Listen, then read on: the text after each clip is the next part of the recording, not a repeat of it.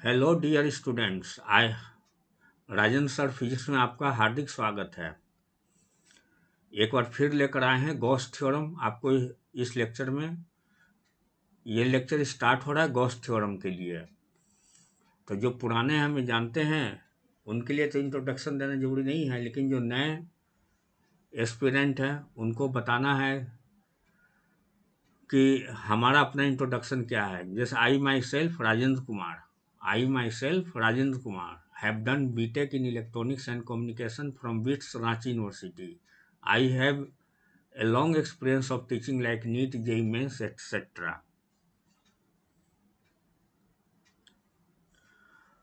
तो Gauss law का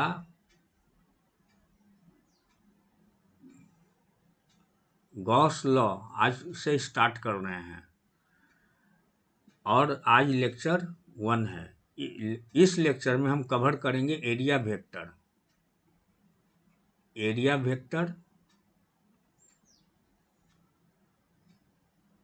और इलेक्ट्रिक फ्लक्स कवर करेंगे। तो इलेक्ट्रिक फ्लक्स अगर एक लाइन में बता दिया जाए तब भी समझ सकते हैं, और बहुत डिटेल में कैसे कैसे है वो भी आप समझ सकते हैं। इलेक्ट्रिक फ्लक्स एक हल्की सी इंट्रोडक्शन आपको दे देते हैं। जैसे ये मान लो इलेक्ट्रिक फील्ड है, इधर की ओर क्या है, इलेक्ट्रिक फील्ड है। ये सब क्या लाइन जो शो किया गया है रेड कलर से, ये सब इलेक्ट्रिक लाइन ऑफ फोर्स है। ठीक, ये भी इलेक्ट्रिक लाइन ऑफ फोर्स है। उसमें एक रेक्टेंगुलर सरफेस को हमने रख दिया। अब ये देखना है कि यहाँ से जितना इलेक्ट्रिक फ्लक्स आ रही है, जितनी इलेक्ट्रिक फ्लक्स आ रही है और क्रॉस करके इस एरिया को, सरफेस एरिया को क्रॉस करके कितना इस पर आ रही है, तो जितना आ रही है उस नंबर को number of electric line of force, number of electric field lines, उसी को बोलते हैं इलेक्ट्रिकल फ्लक्स।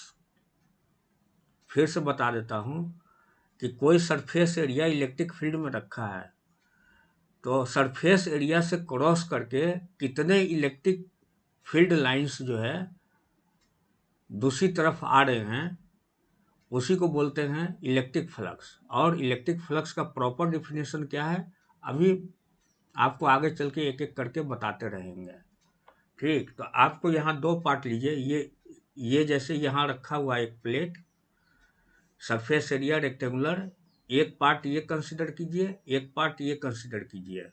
यहाँ मान लेते हैं 10 इलेक्ट्रिक फील्ड लाइंस आ रहे हैं इधर के तरफ, और पास कितना किया, केवल 7 इलेक्ट्रिक फील्ड लाइंस क्रॉस करके आया। तो ये 7 इलेक्ट्रिक फील्ड को क्या कहेंगे, इलेक्ट्रिक फ्लक्स, जो आर पार आया है। तो ये हल्की सी इंट्रोडक्शन इलेक्ट्रिक फ्लक्स के बारे में। अब हम स्टार्ट करेंगे एरिया वेक्टर से, क्योंकि एरिया वेक्टर का बहुत अहम रोल है। अगर अच्छी तरह से नहीं समझ में आए तो गॉस थ्योरम तो दूर की बात है, छोटा मोटा प्रॉब्लम नहीं बना पाएंगे गॉस थ्योरम से रिलेटेड। तो आइए अगला देखते हैं एरिया वेक्टर पर। जैसे area vector for a surface, ये एरिया वेक्टर ए है, that is equal to magnitude of area into unit vector N. ठीक है, ए इज क्या है, सरफेस एरिया है। जैसे ये है ना सरफेस, ये सरफेस है, इस सरफेस का एरिया ए है। कितना एरिया है, ए है। और इस एरिया की डायरेक्शन जो है, इसी सरफेस के ऊपर जो नॉर्मल लाइन ड्रॉ किया जाता है, परपेंडिकुलर लाइन, वो उसका डायरेक्शन होता है। उस डायरेक्शन में यूनिट वेक्टर मान लेते हैं एन है। ठीक, तो N is a unit vector perpendicular to surface. तो आप हमेशा याद रखिएगा एरिया वेक्टर के बारे में कि एक सरफेस होगा, उसका कुछ एरिया होगा, और उस एरिया का डायरेक्शन, उस पर जो नॉर्मल ड्रॉ करेंगे एरिया के ऊपर नॉर्मल, वही उसका डायरेक्शन होगा, और हमेशा अवे फ्रॉम सरफेस होगा। ये देखो, अवे फ्रॉम सरफेस। अब कहाँ कहाँ जैसे जरूरत पड़ती है, जैसे ये देख लो, ये रेक्टेंगल है, इसका लेंथ एल है और ब्रेथ बी है, तो इसका एरिया क्या हो जाएगा, लेंथ इंटू ब्रेथ। ओके, लेकिन डायरेक्शन क्या होगा, इसी एरिया के ऊपर परपेंडिकुलर लाइन जो ड्रॉ करेंगे वो एरिया वेक्टर कहलाएगा। तो area vector A is perpendicular to the surface, the magnitude of A is the surface area A. जैसे रेक्टेंगुलर है तो ये सब रेगुलर साइज है। अब जैसे ये देखें, मान लेते हैं इसकी रेडियस, इस डिस्क की रेडियस मान लेते हैं आर है, डिस्क, ये डिस्क है, डिस्क,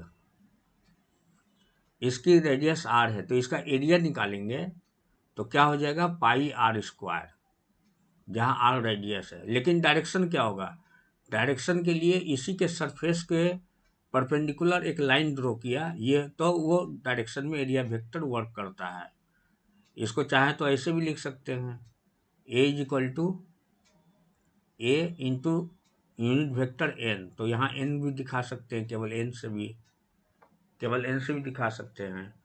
अब ये है जैसे क्यूब, याद रखना सब पर प्रॉब्लम पूछे गए हैं, बहुत पूछे जाते हैं। तो क्यूब का एक स्ट्रक्चर खींचा है, यहाँ पर जैसे ये फेस है, तो एक चीज़ याद रखना, एरिया वेक्टर की डायरेक्शन परपेंडिकुलर होती है सरफेस के और ऑलवेज अवे फ्रॉम सरफेस।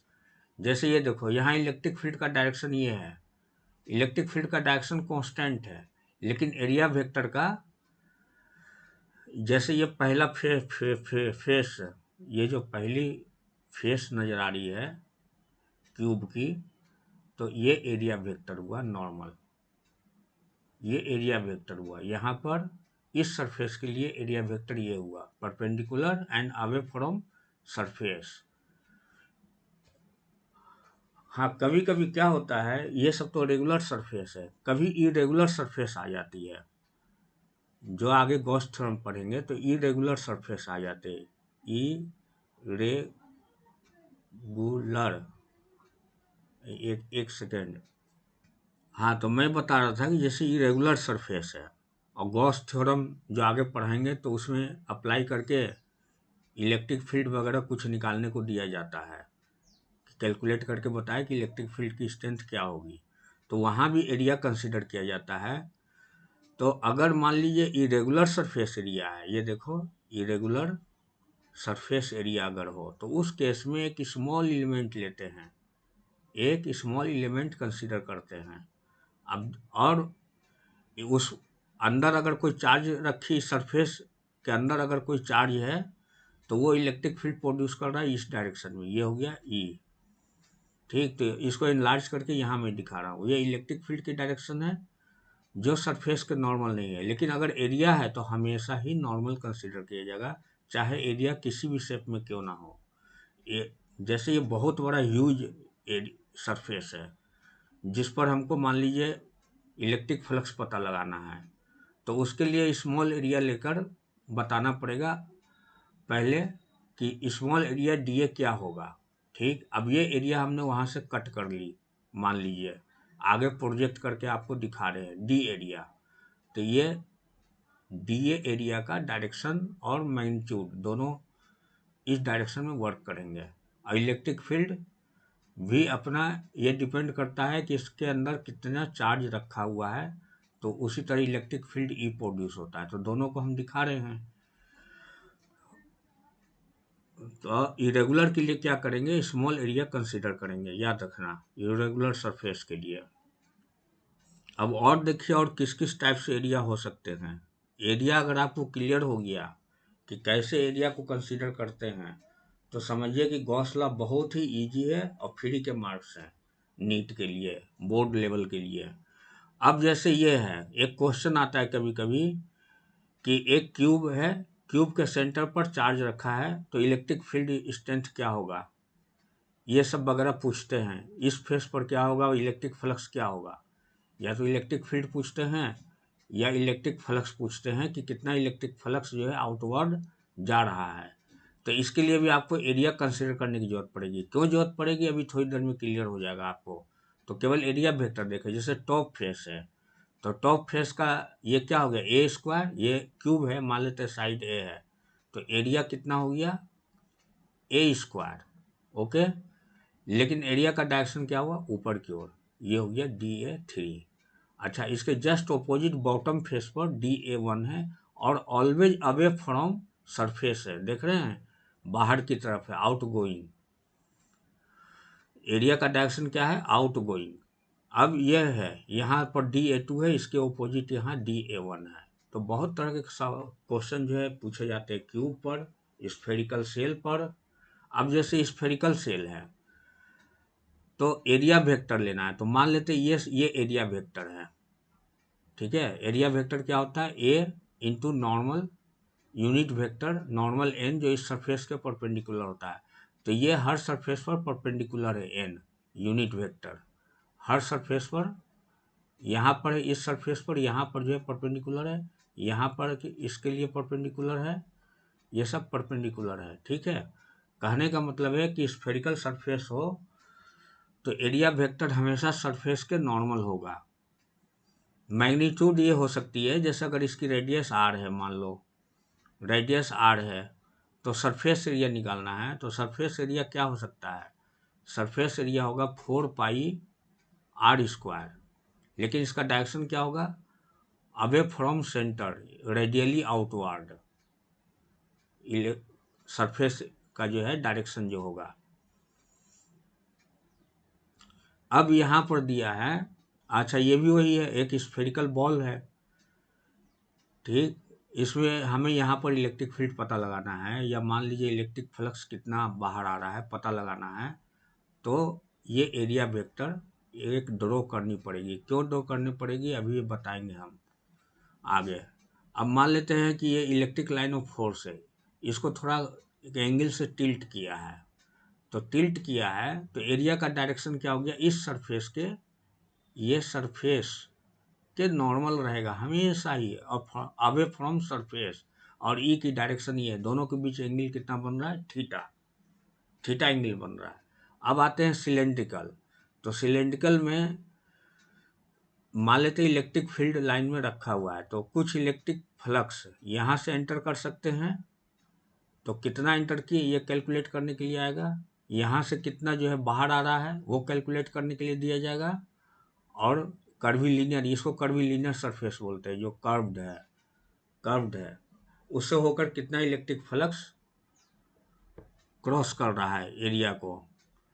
तो इसके लिए अगर ये पहला फेस मान लेते हैं, तो यहाँ पर के लिए एरिया वेक्टर क्या होगा, अवे फ्रॉम सरफेस, तो सरफेस तो πr² एरिया के साथ है, मान ली इसकी रेडियस आर है, तो ये क्या हो गया πr², लेकिन इसका डायरेक्शन क्या है, टुवार्ड्स लेफ्ट, ये अवे फ्रॉम दिस सरफेस यहाँ पर।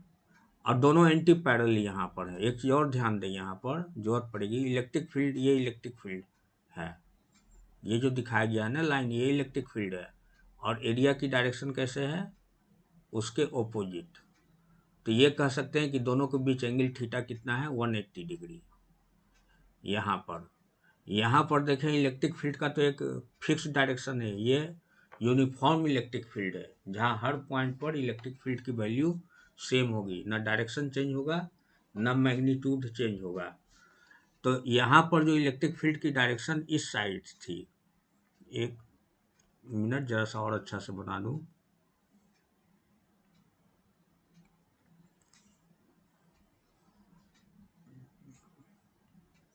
मतलब यहाँ भी इलेक्ट्रिक फील्ड की डायरेक्शन इधर की ओर है, ठीक। तो यहाँ इलेक्ट्रिक फील्ड राइट साइड में है, और एरिया की डायरेक्शन ये है, दोनों एक दूसरे के 180 डिग्री ओपोजिट है, ठीक। केवल इतना समझिए, क्योंकि आगे जब पढ़ाएंगे इसकी जरूरत पड़ेगी, केवल एरिया वेक्टर को आप समझिए। यहाँ एरिया वेक्टर नॉर्मल हुआ इस कर्वीलिनियर सरफेस के, और यहाँ पर ये जो सर्कल बना हुआ है, फेस जो है सर्कुलर फेस, उसके तरफ भी ये अवे फ्रॉम सर्कुलर फेस, ये डीए एरिया है, ठीक। इस तरह से कंसीडर करते जाएंगे एरिया को। एरिया का डायरेक्शन हमेशा याद रखना है, away from surface, away from surface, area vector ऊपर, ये एरिया ए हो गया, और ये एरिया का डायरेक्शन यूनिट वेक्टर एन से शो कर रहे हैं, ठीक।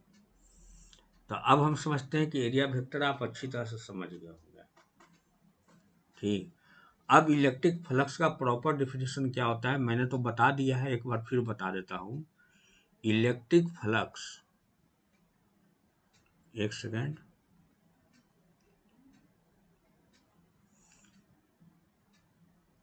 Electric flux is a measure of the number of electric field lines crossing a given area. एक बार फिर देख लें, electric flux is a measure, किसका मेजर है? Of the number of electric field lines, electric field lines का measurement है। और कौन सा फील्ड लाइन? जो किसी गिवन एरिया को क्रॉस करता है। अब इस चीज़, और इलेक्ट्रिक फ्लक्स 3 चीज़ों पर डिपेंड करता है। अब आपको धीरे धीरे समझ में आ जाएगा कि एरिया क्यों हमने इतना ज़्यादा कंसिडर किया है और फिर थीटा क्यों कंसिडर किया है।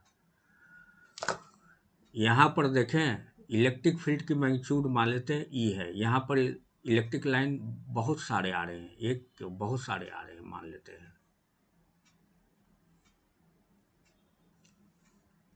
क्रॉस करके कितना गया? 3 है, सिर्फ 3 electric line, electric field lines जो है सिर्फ 3 क्रॉस किए हैं। तो इसको हम मान लेते हैं φ1 है। और मान लेते हैं उसी एरिया में 3 के बजाय 6 line electric field lines cross किए हैं। यहाँ मैं लिख देता हूँ, हमेशा याद रखना मैं कौन सा टर्म यूज कर रहा हूँ। इलेक्ट्रिक लाइन ऑफ फील्ड या फील्ड लाइन्स या इलेक्ट्रिक फील्ड लाइन्स, या इसे कह सकते हैं इलेक्ट्रिक फील्ड लाइन्स। जब ये क्रॉस करता है किसी एरिया को, तो जितना नंबर, मतलब जितने 5 या 6 या 10 या 15 25 क्रॉस करके गए हैं, तब इसी को हम इलेक्ट्रिक फ्लक्स बोलते हैं। फिर हम फ्लक्स का मतलब ही होता है फ्लो, इलेक्ट्रिक फ्लक्स। और फ्लक्स का लिटरल मीनिंग है फ्लो, मतलब फ्लो करके कितना आया है दूसरी तरफ से। तो यहाँ 3 है, तो यहाँ 3 है इलेक्ट्रिक फ्लक्स। यहाँ कितना है? 6 है इलेक्ट्रिक फ्लक्स, क्योंकि इसमें 6 इलेक्ट्रिक फील्ड लाइन जो है क्रॉस करके आ रहे हैं। तो यहाँ डेंसिटी ज़्यादा है, यहाँ डेंसिटी कम है। तो इसको φ1 मान लें और इसको φ2 मान लें। तो आप देखिए φ1 इज लेस देन φ2। तो ये चीज़ हमेशा दिमाग में बैठा के रखें कि इलेक्ट्रिक फील्ड डेंसिटी अगर ज़्यादा हो तो इलेक्ट्रिक फ्लक्स भी ज़्यादा होगा। यहाँ 3 क्रॉस कर रहा है, यहाँ 6 क्रॉस कर रहा है, तो इलेक्ट्रिक फ्लक्स 6 हो गया। अब आगे और समझाने की जरूरत नहीं, आप अच्छी तरह समझ गए होंगे मैं क्या कहना चाहता हूँ। अब एरिया पर डिपेंड करता है। ठीक, एरिया पर कैसे डिपेंड करता है कि मान लीजिए आप 2 मटका है आपके पास और नदी से पानी भरने गए हैं। ठीक, तो नदी में अगर आपने डुबा दिया तो मटका का जितना वो सर्कुलर ओपनिंग बना हुआ है, सर्कुलर ओपनिंग, तो उतना ही पानी उसके अंदर जाएगा।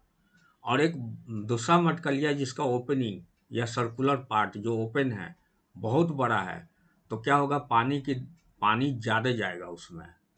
तो कहने का मतलब है कि मान लीजिए कोई सर्कुलर सरफेस है, इसकी एरिया A1 मान लेते हैं, इसकी एरिया A2 मान लेते हैं। ठीक, तो area 1 is less than area 2। ठीक, तो इससे होकर कम लाइन पास करेंगे क्योंकि एरिया छोटा है। इतना एरिया नहीं है कि 3 इलेक्ट्रिक फ्लक्स से ज़्यादा जो है क्रॉस करके आ सके। और यहाँ पर देखें कि अगर ये एरिया बड़ा है तो ज़्यादा number of electric field lines जो है क्रॉस करेंगे। यहाँ देखें 1 2 3 4 5 6 डबल हो गया जस्ट। तो यहाँ φ1 इसको मान ली इलेक्ट्रिक फ्लक्स को, यहाँ 5 मानते, ये भी लेस देन हुआ। थर्ड क्या है? एरिया को टिल्ट कर दिया। तो इसका फ्लक्स मान लेते हैं टिल्टेड एरिया से जो फ्लक्स आ रही है, ये φ1 मान लिया इसको φ2 मान लिया, तो φ1 लेस देन φ2, क्योंकि एरिया टिल्ट होने के कारण number of electric field lines जो क्रॉस कर रहा है वो कम हो गया है। अब कैसे कम हुआ इसको डिटेल में मैं आगे समझाऊंगा। यहाँ तो देखने में लग रहा है कि इतना ही क्रॉस किया, इसमें कितना है 1 2 3 4 5 6, इसमें कितने हैं 1 2 3 4, हाँ कम है, लेकिन कभी कभी पता नहीं चलता है, लगता है कि सभी क्रॉस करके चले गए। मैं इसे डिटेल में बताऊंगा कि अगर एरिया टिल्टेड है तो इलेक्ट्रिक फ्लक्स, जबकि एरिया सेम है।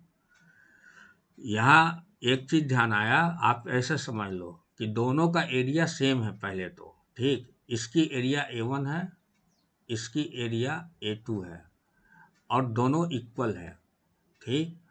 तो same number of electric line of force tilted area से नहीं, जितना पास करेगा उससे ज़्यादा एरिया A2 से पास करेगा, ठीक। तो टिल्टेड कंडीशन में इलेक्ट्रिक लाइन ऑफ फोर्स जो है बहुत डिक्रीज कर जाता है, इलेक्ट्रिक फील्ड लाइंस डिक्रीज कर जाता है। अब कैसे करता है ये मैं आपको अभी आगे बता रहा हूँ।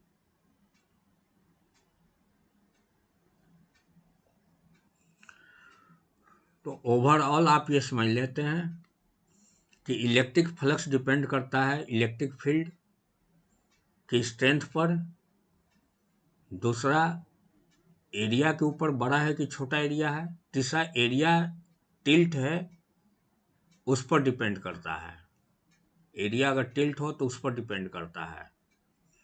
तो ये तीनों चीज़ें अभी आगे विस्तार से बता रहे हैं।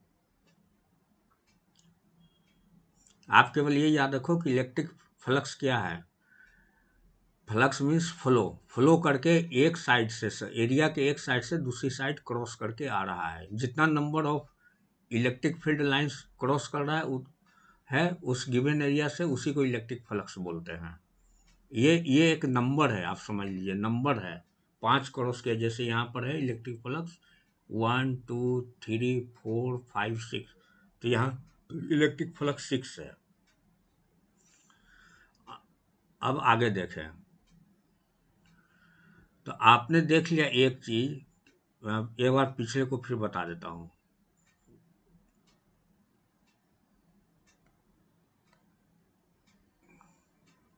हाँ, यहाँ देखें क्या क्या चीज पर डिपेंड करता है। इलेक्ट्रिक फील्ड 1, एरिया 2, और एंगल थीटा। और थीटा कौन सा एंगल मैं अभी बता रहा हूँ। तो यहाँ देखें ये एक डिस्क टाइप का सरफेस है, ठीक। एरिया वेक्टर इसके नॉर्मल है, ओके।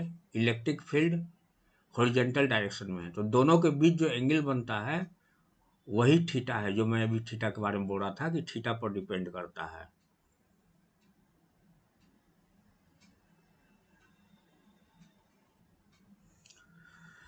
तो जो फ्लक्स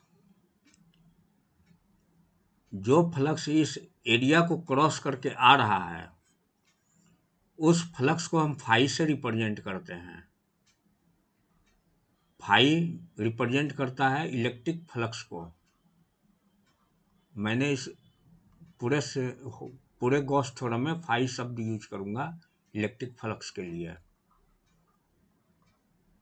ठीक। तो इलेक्ट्रिक फ्लक्स कितना हो जाएगा, मैथमेटिकली ये होता है ई डॉट ए, मतलब dot product of vector E electric field and area.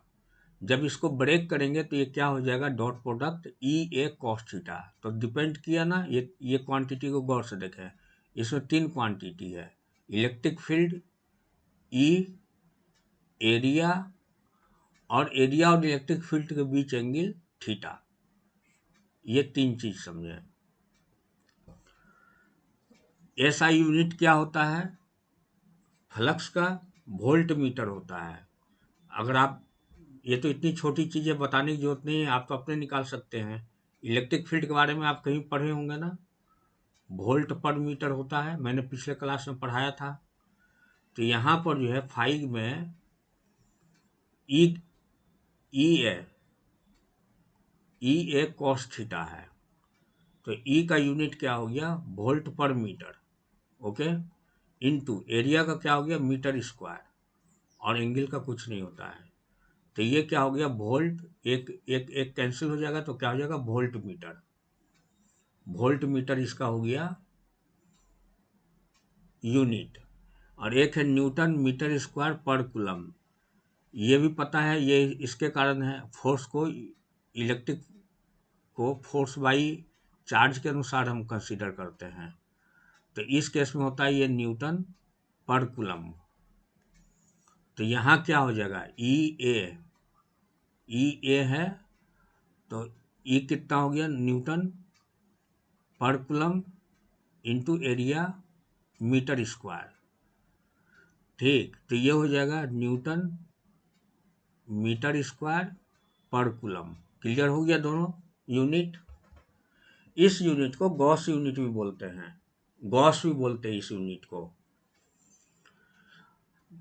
तो electric flux is a scalar quantity, may be positive may be negative and zero. तो अगर फ्लक्स ग्रेटर देन जीरो है तो वो किस केस में होगा, जब एंगल थीटा जो है एक्यूट होगा। जब एक्यूट एंगल होगा तो फ्लक्स जो है ग्रेटर देन जीरो होगा। और अगर ऑब्ट्यूस एंगल हो, ऑब्ट्यूस एंगल हो, तो उस केस में फ्लक्स जो है electric flux less than zero होगा।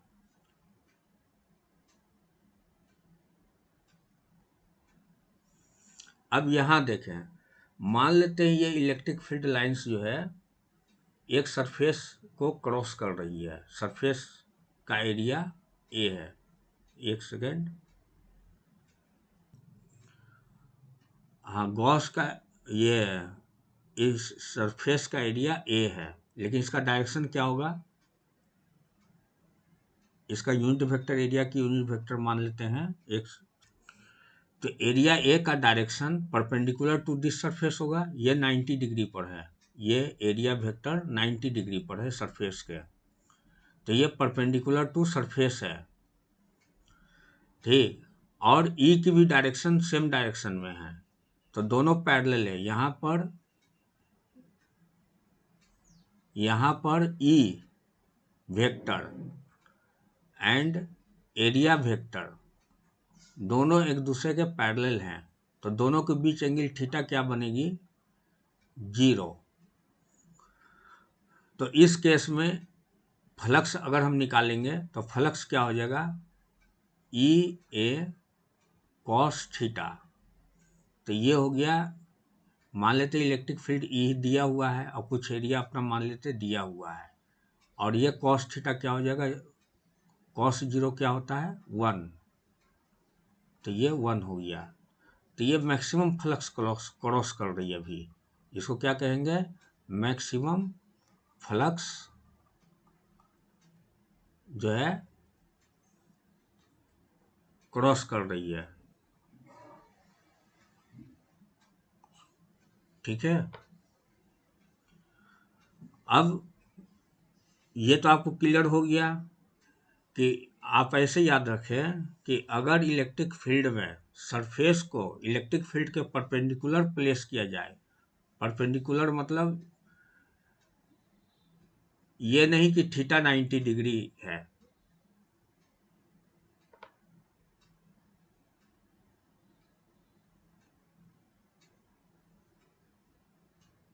थीटा 90, यहाँ थीटा कितना है 0, क्योंकि एरिया की डायरेक्शन उसके नॉर्मल लिया गया है और इलेक्ट्रिक फील्ड भी उसी सेम डायरेक्शन में है, तो दोनों के बीच एंगल 0 डिग्री कहलाती है। लेकिन मैं इस सरफेस के लिए कह रहा हूँ, ये जो सरफेस है देख रहे हैं, ये जो सरफेस आप देख रहे हैं उस पर ध्यान दें, ये सरफेस को,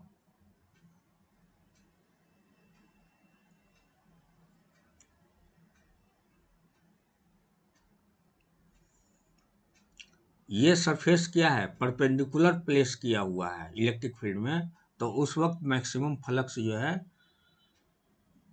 होता है, उस वक्त मैक्सिमम फ्लक्स होता है। ज़्यादा से ज़्यादा लाइन जो है पास करते हैं, आर पार जाते हैं, क्रॉस करके दूसरी तरफ आते हैं। अच्छा, अब हम इसको टिल्ट कर देते हैं। अगले में देखें,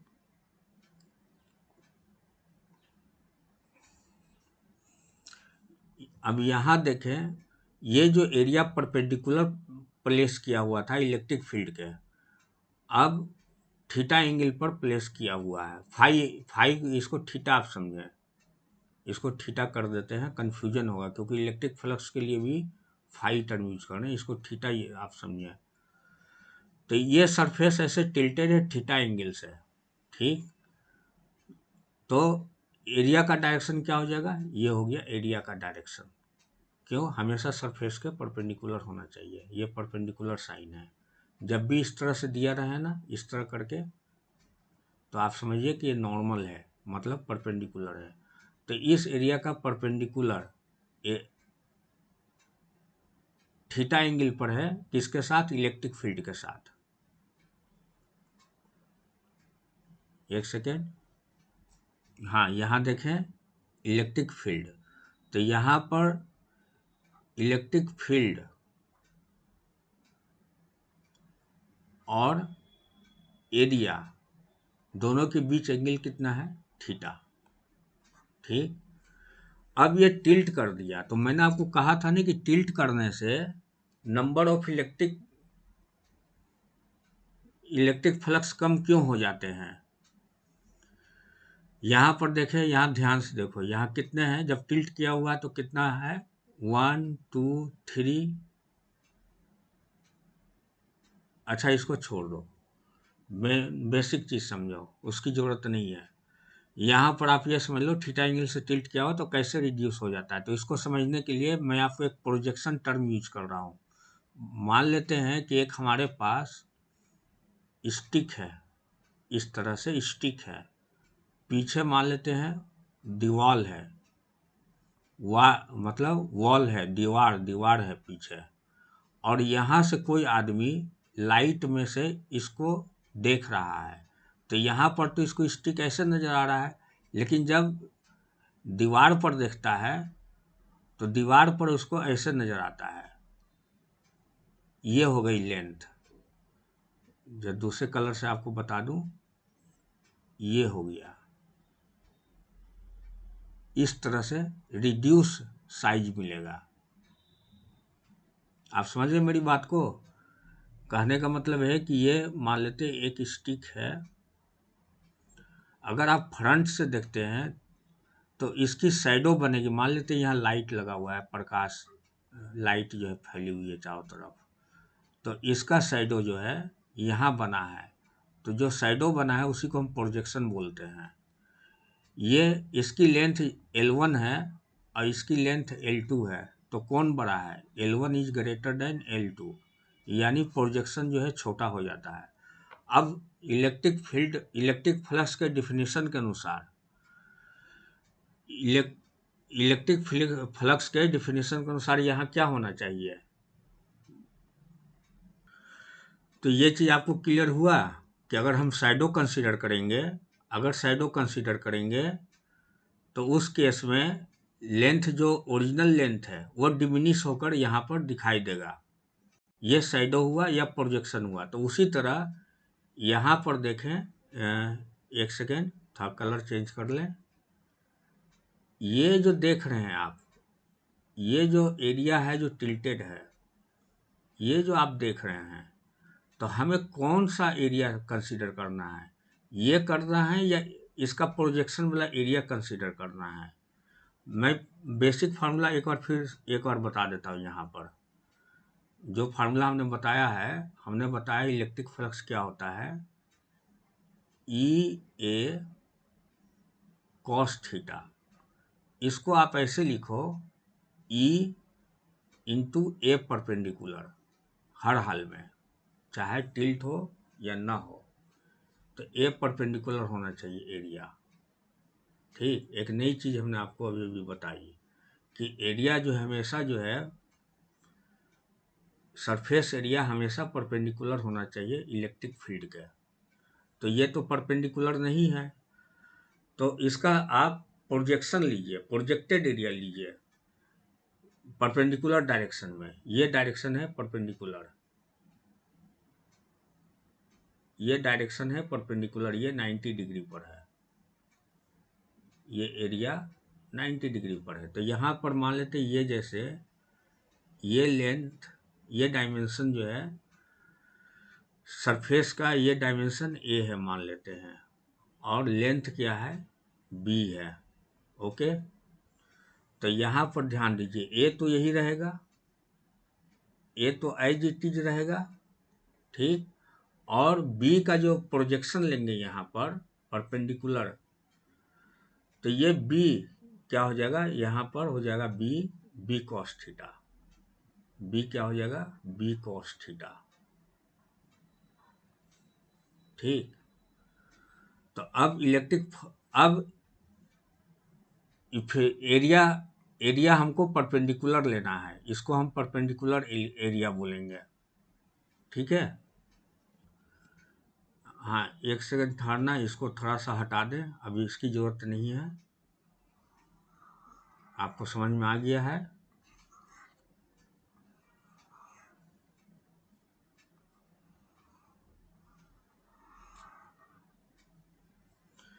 तो यहाँ पर जो हमने अभी भी जो ड्रॉ की थी, मैं ये सिचुएशन, ये लाइन यहाँ ड्रॉ कर रहा हूँ मैं, ये लाइन यहाँ ड्रॉ कर रहा हूँ, ठीक। और इसका प्रोजेक्टेड एरिया लेना है यहाँ पर। तो प्रोजेक्टेड मतलब होता है, यहाँ पर अगर आप यहाँ से देख रहे हैं टॉप से, इस साइड से आप इधर की ओर देख रहे हैं, आप किधर, इधर की ओर देख रहे हैं, तो ये प्रोजेक्टेड एरिया हुआ। और इलेक्ट्रिक फील्ड की डायरेक्शन इस तरह से है, तो ये जो एरिया है इसको हम नाम देंगे ए परपेंडिकुलर। ओके, तो ये एरिया ए परपेंडिकुलर है, ठीक।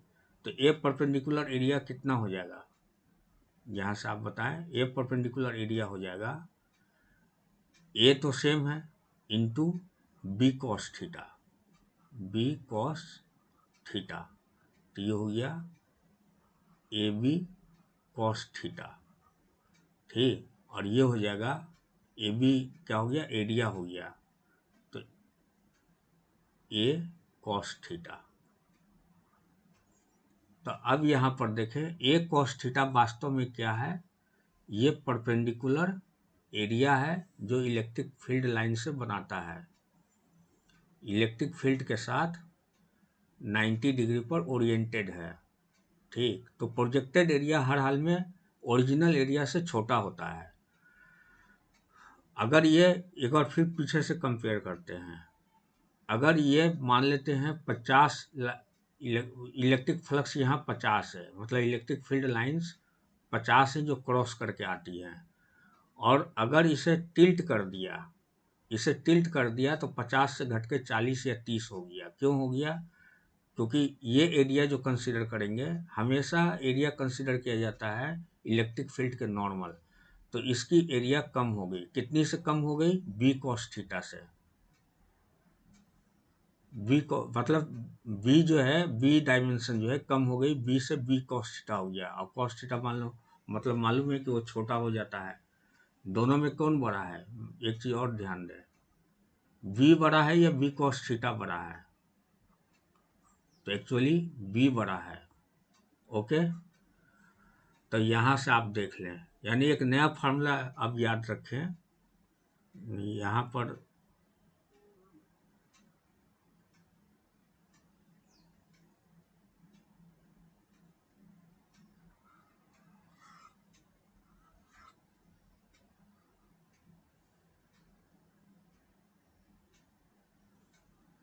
तो इस चीज़ को मैं साफ साफ यहाँ पर एक बार फिर लिख देता हूँ, स्टेस देकर, फाई इलेक्ट्रिक फ्लक्स, कभी कभी इसको बहुत सारे बुक में पढ़ेंगे तो फाई ई करके लिखा रहेगा, फाई ई का मतलब हुआ इलेक्ट्रिक फ्लक्स, ठीक है। ये हो जाएगा ई और ए कॉस थीटा अलग कर दें, ठीक। तो इसको आप लिख सकते हैं ई एंड परपेंडिकुलर एरिया, और किसके परपेंडिकुलर, इलेक्ट्रिक फील्ड के, इलेक्ट्रिक फील्ड के परपेंडिकुलर एरिया, तो ये क्लियर होगी आपको अच्छी तरह से। तो प्रोजेक्टेड एरिया छोटा हो जाता है, इसलिए number of electric field lines जो है कम क्रॉस कर पाती है।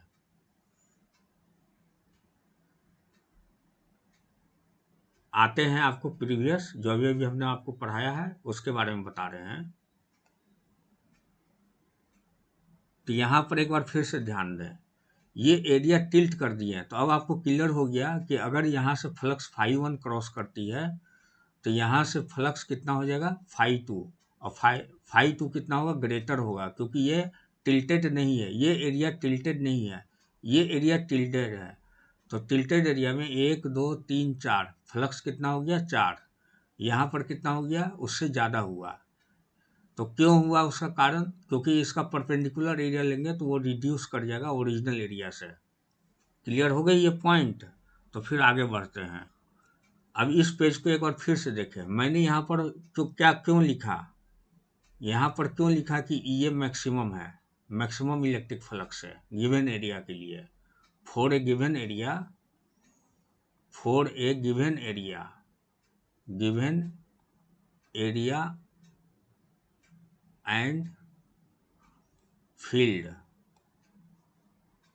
This flux electric flux EA that is maximum, that is greater than EA cos theta.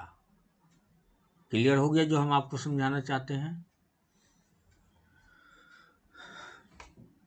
तो बहुतों को ये नहीं समझ में आती है कि एरिया अगर टिल्ट कर दिया तो इलेक्ट्रिक फ्लक्स क्यों कम हो गए। तो जो कारण है मैंने आपको बता दिया। तो आप तो क्या करो कि ओवरऑल ये फार्मूला याद रखो, E इंटू परपेंडिकुलर एरिया, फिर आपको कभी दिक्कत नहीं होगी, बड़े बड़े क्वेश्चन बन जाएंगे। फाई को ई ए कॉस थीटा के जगह पर ये याद रखो ई डॉट परपेंडिकुलर एरिया, और परपेंडिकुलर किसके, इलेक्ट्रिक फील्ड के परपेंडिकुलर। ओके, अब हम समझते हैं कि आपको 100% यह समझ में आ गया होगा कि मैक्सिमम फ्लक्स कब होती है और मिनिमम कब होती है। तो मिनिमम का भी हमने नहीं बताया है, मिनिमम का मैं अभी आगे आपको बता रहा हूं। मैं या ऐसा करता है, आपको फ्रंट पेज पहला जो था वही दिखा देते हैं, तो आपको अच्छी तरह समझ में आ जाएगा किस कंडीशन में, या नहीं आगे चलिए आगे बता देते हैं। ये देखो यहाँ पर सरफेस जो है held perpendicular to electric field, तो दोनों के बीच एंगल कितना हुआ ई, एक सेकेंड, ये एरिया का डायरेक्शन इधर हुआ इस सरफेस के नॉर्मल, और इलेक्ट्रिक फील्ड लाइंस भी जो है इसके नॉर्मल है, तो दोनों पैरेलल हो गए। ये कैसे याद रखना, E parallel to area vector. ठीक, तो ये वो कंडीशन होता है जिसमें मैक्सिमम फ्लक्स मिलता है हमें। ठीक, अब इसको टिल्ट कर दिया, तो अब हम इस टिल्टेड एरिया को नहीं कंसीडर करेंगे, हमें हमेशा चाहिए इलेक्ट्रिक फील्ड के परपेंडिकुलर एरिया। तो परपेंडिकुलर एरिया ये हो गया, ये हो गया परपेंडिकुलर एरिया।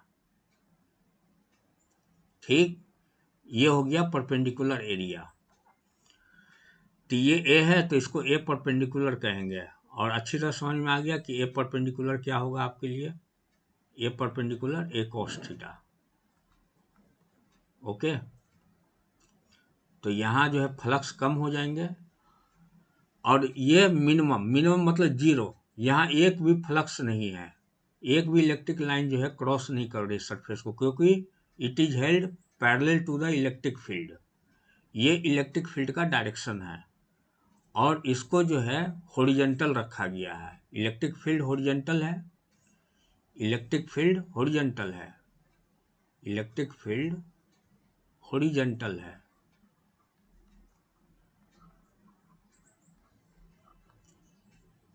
हॉरिजॉन्टल है, और सरफेस भी हॉरिजॉन्टल है। सरफेस वेक्टर एरिया नहीं मैं बता रहा हूँ, सिर्फ सरफेस के बारे में बता रहा हूँ, सरफेस भी हॉरिजॉन्टल है।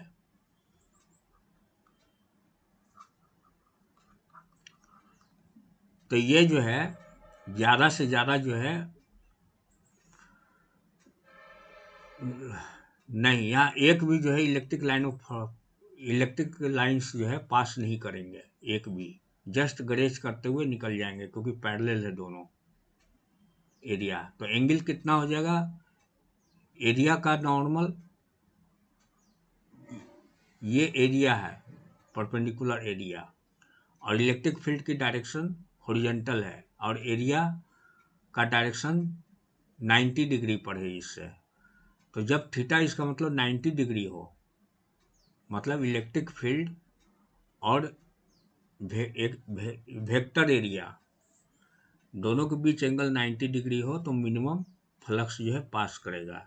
इसको ज़्यादा और अच्छा से दिखाया हुआ है, एक जगह मैं दिखा देता हूँ फ्रंट पेज का। अब इस फ्रंट पेज को देखिए, जो शुरू मैंने बताया था, ये परपेंडिकुलर है सरफेस एरिया। हालांकि एक चीज़ ध्यान देना, परपेंडिकुलर का मतलब ये थीटा 90 डिग्री कभी भी ना समझना, क्योंकि थीटा 90 डिग्री इसके नॉर्मल के साथ जो होता है, यहाँ थीटा कितना है 0। तो सरफेस जो हो गया परपेंडिकुलर हो गया इलेक्ट्रिक फील्ड के, तो मैक्सिमम फ्लक्स जो है प्राप्त होगा। यहाँ टिल्ट कर दिया तो कम हो गया, और जब इलेक्ट्रिक फील्ड के पैरेलल कर दिया सरफेस को, समझ रहे आप, ये जो सरफेस एरिया है ये पैरेलल है इलेक्ट्रिक फील्ड के। यहाँ थीटा कितना है, दोनों के बीच 90 डिग्री, लेकिन सरफेस एरिया क्या है, पैरेलल है, तो यहाँ फ्लक्स क्या होगा, 0। अब अच्छी तरह से 100% आप, मेरे ख्याल से आपको क्लियर हो गया होगा। अब हम कुछ न्यूमेरिकल बताएंगे आपको, और बताने से पहले एक दो पॉइंट और बता देते हैं मेन। अब चलिए अगले स्लाइड में देखते हैं। अब कभी कभी ये क्या होता है कि इलेक्ट्रिक फील्ड नॉन यूनिफॉर्म रहता है, नॉन यूनिफॉर्म, या एरिया जो होता है जैसे क्यूब के रूप में दिया हुआ है, सर्कल के रूप में दिया, रिंग के रूप में दिया है एरिया, डिस्क के रूप में है, या स्फेरिकल फॉर्म में है, वो ना देकर इरेगुलर एरिया दिया हुआ है, इरेगुलर एरिया। तो उस केस में क्या करते हैं, जैसे यहाँ पर देखिए मैंने बताया है, जैसे ये है, यहाँ पर क्या करेंगे, अगर ऐसा हो कि एरिया का कोई शेप ना हो, इरेगुलर शेप हो, ठीक है, तो यहाँ पर मान लेते हैं इलेक्ट्रिक फील्ड का डायरेक्शन ये है, और एक छोटा सा एरिया कंसीडर करेंगे जो हमने पहले बताया था।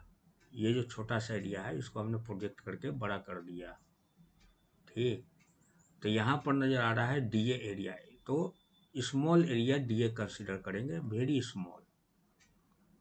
स्मॉल एरिया कंसीडर करेंगे, ठीक। जब एरिया स्मॉल होगा तो फ्लक्स भी जो है स्मॉल होगा, डी फाई ये भी स्मॉल होगा,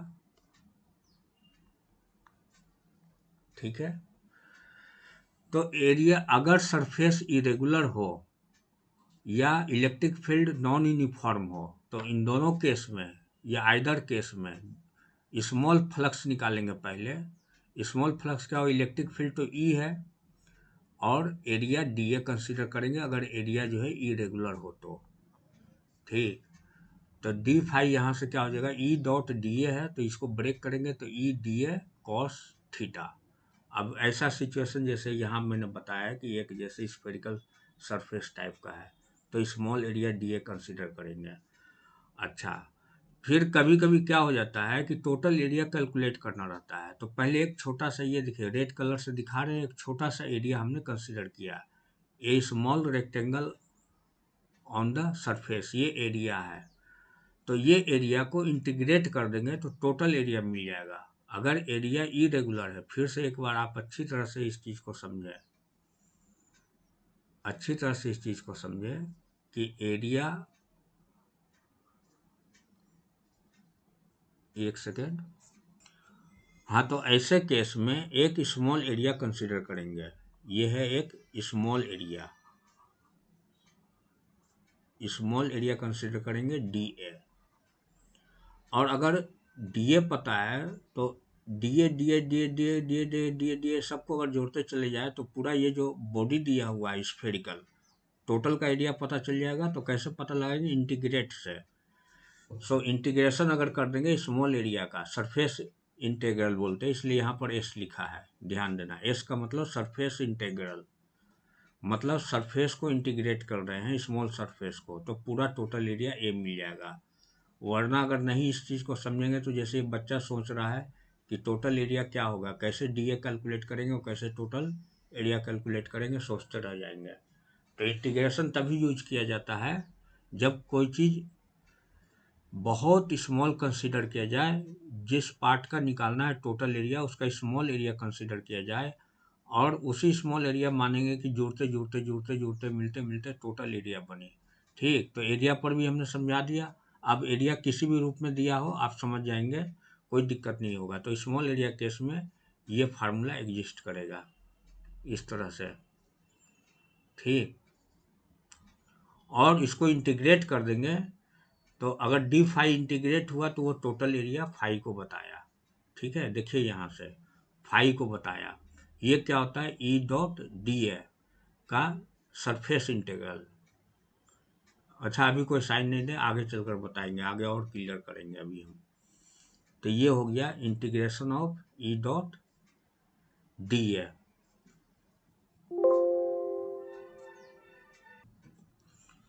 अब आगे देखें,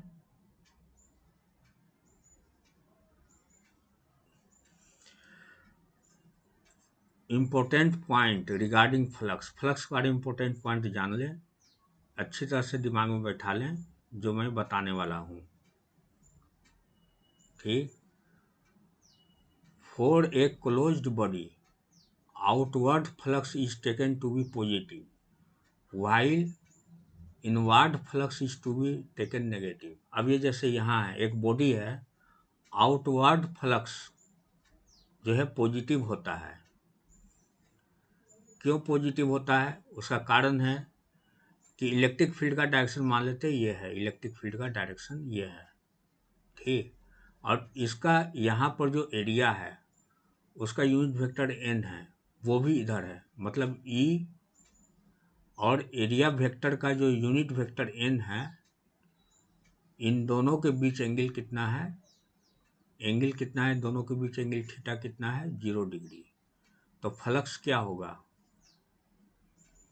फ्लक्स ई ए कॉस 0 मतलब 1। तो ये पॉजिटिव आया, पॉजिटिव आया, तो इसलिए आउटवर्ड फ्लक्स को पॉजिटिव लिया जाता है। अब ये मान लेते हैं इनवर्ड फ्लक्स है, बॉडी के अंदर जा रहा है, इलेक्ट्रिक फील्ड लाइंस बॉडी के अंदर जा रहा है, तो फ्लक्स जो है यहाँ पर देखें नेगेटिव होगा पॉजिटिव होगा। इलेक्ट्रिक फील्ड मान लेते हैं, इस पॉइंट पर कंसीडर करते हैं, इस पॉइंट पर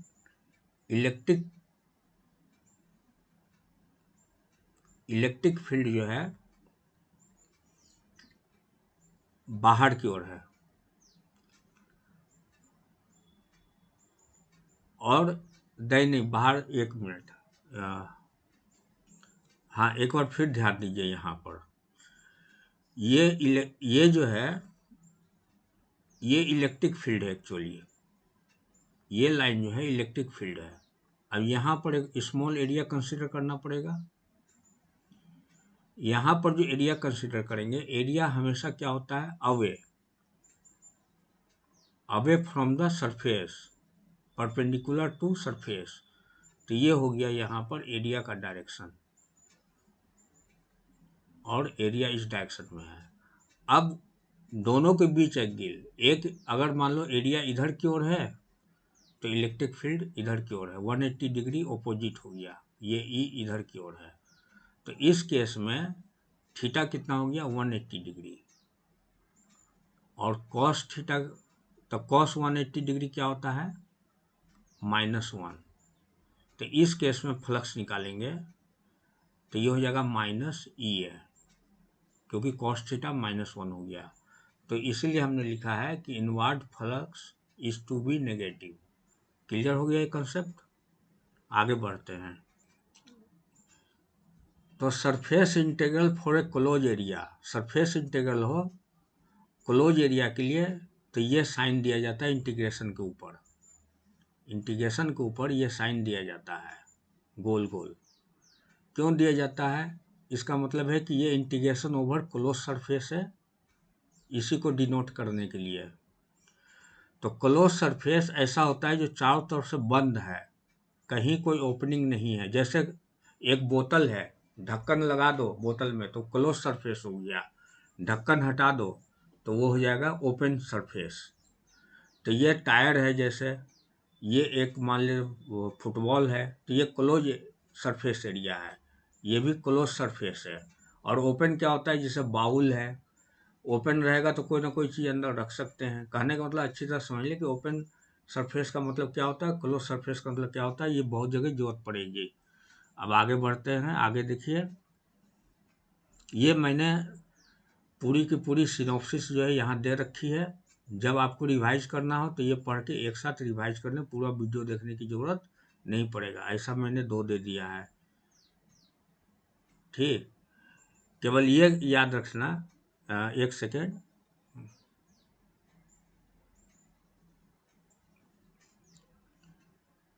ये याद रखना कि ई डॉट डी ए कब होता है, मैंने समझा दिया, यहाँ पर लिख भी दिया है, आप अपना पढ़ लेना, मैंने बहुत समझा दिया आपको। अब क्वेश्चन पर आते हैं। Find flux of following electric field E in E not J through the area shown. तो इलेक्ट्रिक फील्ड जो दिया हुआ है हमारे पास वो जे है, जे का मतलब वाई डायरेक्शन। तो वाई डायरेक्शन में इलेक्ट्रिक फील्ड कितना दिया हुआ है? ई नॉट आई, आई नहीं है, ये जे कैप है, जे कैप है। तो इलेक्ट्रिक फील्ड कहाँ है? वाई डायरेक्शन की ओर। तो ये सरफेस है क्यू, ये स्क्वायर सरफेस है, दोनों साइड इक्वल है। तो इस पर जो है ये वाई डायरेक्शन में इलेक्ट्रिक फील्ड है, जैसा कि क्वेश्चन में दिया हुआ है, तो ये समझ ले ये है। ठीक, और एरिया का नॉर्मल क्या होगा उसको दूसरे कलर से दिखाते हैं। एरिया का भी तो डायरेक्शन ऊपर ही होगा, क्योंकि सरफेस का हमेशा नॉर्मल होता है, ये एरिया भी। तो दोनों के बीच थीटा कितना हो गया? 0 डिग्री। तो यहाँ पर फ्लक्स,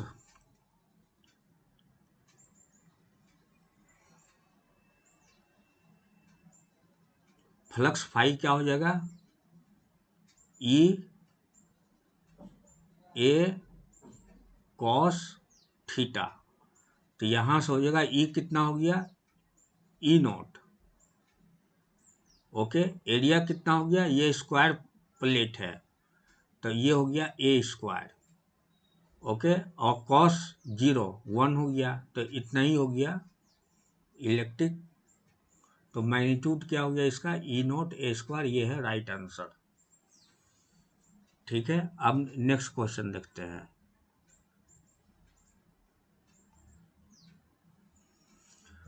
अब इसमें इलेक्ट्रिक फील्ड जो दिया हुआ है, इसमें क्वेश्चन क्या है? Flux of following electric field E not I through the given area.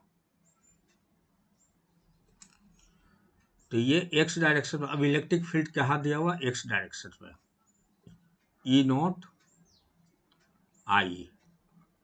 Okay, तो इसका मतलब ये एक्स डायरेक्शन तो इधर है, ये है एक्स डायरेक्शन, ये है एक्स डायरेक्शन। तो उसी के अलोंग जो है इलेक्ट्रिक फील्ड है, उसी के अलोंग जो है इलेक्ट्रिक फील्ड है, एक्स एक्सिस के अलोंग।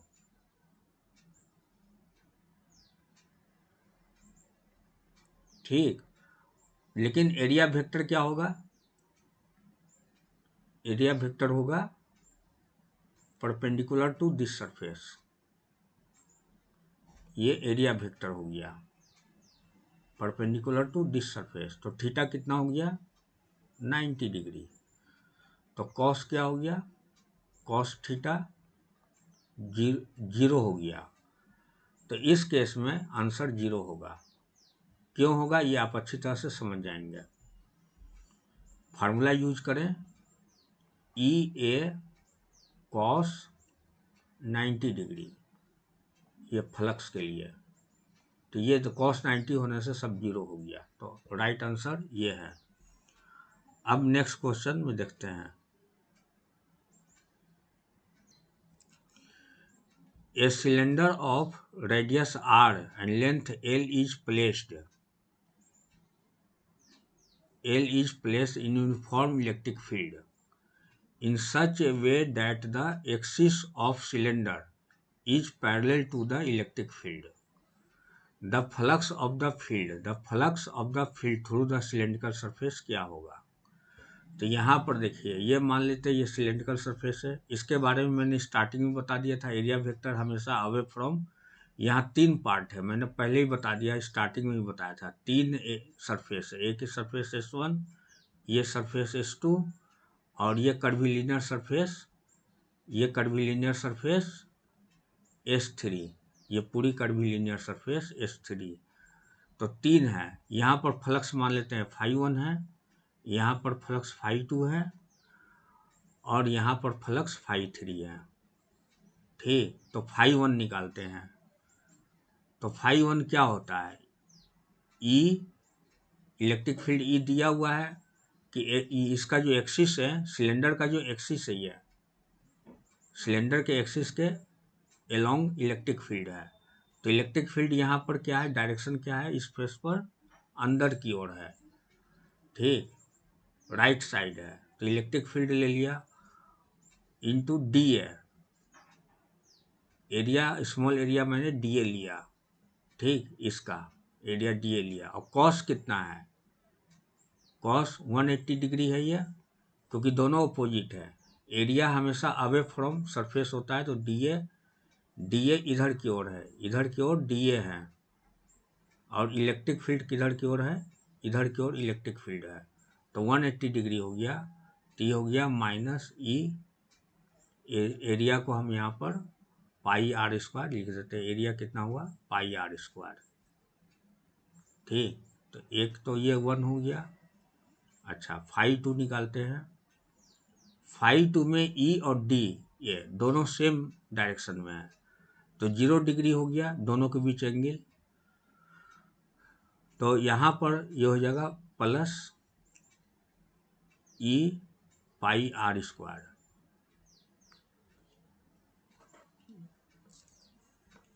ठीक, अब φ3 को देखें। तो φ3 में एरिया जो है परपेंडिकुलर है सरफेस के, मतलब एरिया के परपेंडिकुलर है, तो इसलिए ये तो 0 हो गया, क्योंकि यहाँ cos 90 डिग्री हो गया। इसके लिए, इस केस के लिए cos 90 डिग्री हो गया। अब टोटल फ्लक्स कितना हो जाएगा? φ तो φ1 + φ2 + φ3। तो φ1 हो गया -E πr², इसका हो गया +E πr², और ये φ3 क्या हो गया? 0। ये तो 0 शुरू में बता रही, ये हो गया +0, तो ये सब मिलके 0 हो गया। तो फ्लक्स ये आंसर सही है। अब आपको कुछ होमवर्क दे रहे हैं, आप अपने से ट्राई करना, कोशिश करना बनाने का, नहीं तो अगले क्लास में हम क्लियर करेंगे। ये सब होमवर्क है आपके लिए। होमवर्क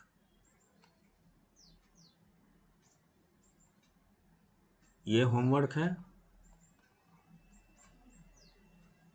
ये भी होमवर्क है आपके लिए।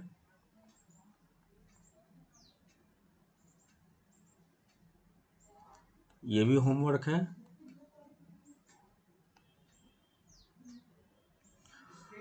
बस आज का क्लास यहीं तक है। अब हम आपसे विदा चाहेंगे।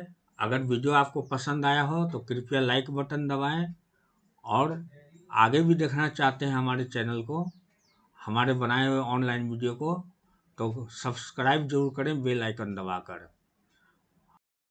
विदा चाहते हैं, अब हम विदा चाहते हैं। Okay, bye bye.